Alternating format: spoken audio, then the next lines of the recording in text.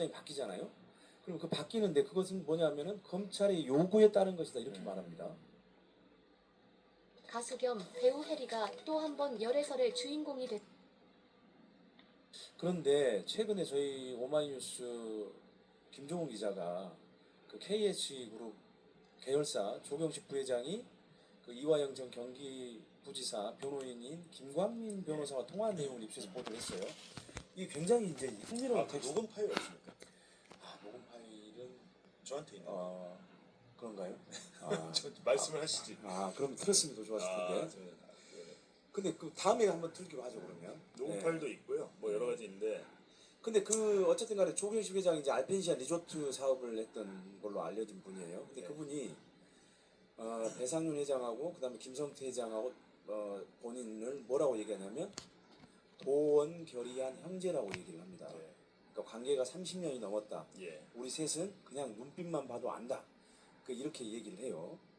근데 그러면서 또 뭐라고 그러냐면 그러면 김성태 회장이 왜 저기 국내에 송환이 됐을 때 처음에는 이재명 지사하고 경기지사하고 도하고는 상관이 없다고 했다가 입장이 바뀌잖아요. 그럼 그 바뀌는데 그것은 뭐냐면은 검찰의 요구에 따른 것이다 이렇게 말합니다. 그렇죠. 네, KH그룹 그 임원이 이렇게 얘기를 한 거예요. 부회장이었다고 하더라고요. 네, KH 강원개발 해가지고 알펜시아 인수할 때 아마 책임자셨던 것 같은데. 네. 근데 이분이 또 지금 또 하필 다른 사건으로 구치소에 계셔가지고 밖에 계셨으면 또 이렇게 한 말씀 하셨을 그러게 텐데. 말입니다. 네. 왜 근데 이분을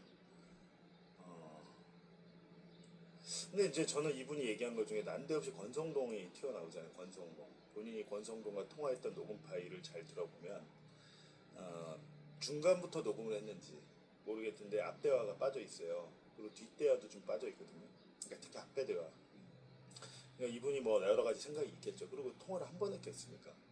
그러면 여러 번 했겠죠.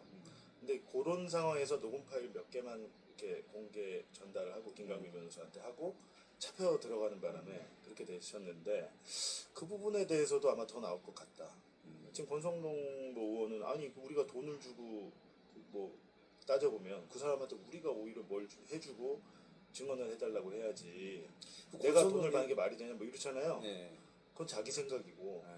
왜냐하면 그 회사 입장에서는 어찌됐든 검찰과 딜을 만약에 해야 된다 라고 하면 누구 믿을 만한 사람 통해야 되잖아요.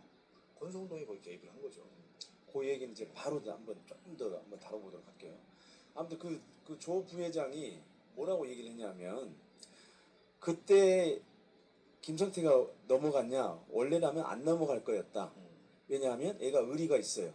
뭐든지 다 지키려고 그랬고 근데 회사가 문제가 됐어요. 주변에 10명이 넘게 우리 식구들이 검찰에 싹 다 잡혔고 또 뭐 친동생도 구속됐고 김성태 회장에 네. 그다음에 방용철 부회장 뭐 양성길 사촌 다 구속됐어요. 그러다 보니까 회사가 엉망이 되고 재수 씨들도 국세청 동원해서 다 신용불량자 만들어버리고 그러니까 얘가 이제 이러다 죽겠다 싶으니까 한마디로 검찰하고 맞장구 치고 나간 거죠.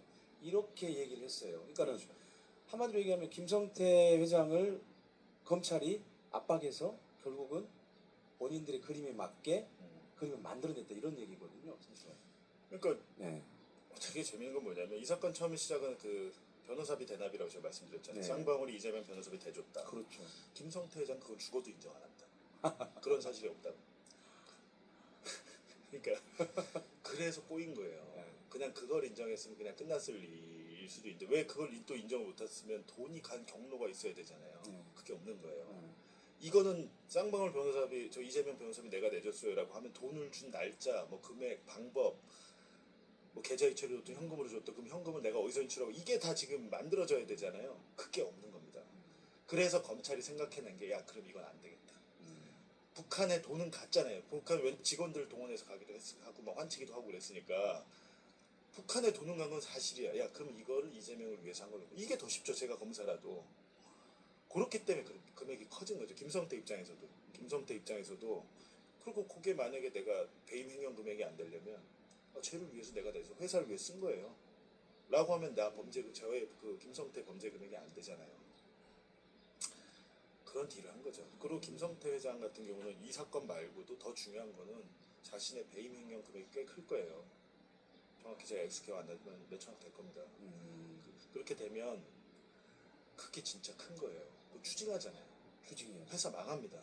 그걸 막고 싶었을 거예요. 근데 김성태 회장도 어떻게 보면 형량은 되게 적게 받았습니다. 김성태 배임행명 별도의 사건은 징역 3년 6월 난 걸로 제가 기억하는데 그렇게 만약 예를 들면 한 500억, 1000억이라는데 그렇게 해먹고 좀 몇천억은 한 6년 이상 나오던데요, 최소. 징역 10년 이상이죠. 네. 원래 그 특정강법이라고 그러잖아요. 특정경제가중처벌법에 의해서 그래야 되는데 검찰이 이제 뭐 여러 가지 금액을 줄여든다든지 혐의를 축소하든지 하면 법원에서 또 법원 판사 입장에서는 뭐 검찰이 기소한 대로만 해야지 검찰이 기소하지도 않은 혐의를 가지고 뭐 죄를 줄 수는 없잖아요. 그러니까 김성태는 그걸 하고 3년 6월 징역 3년 6월 실형을 받고 5석이 되죠.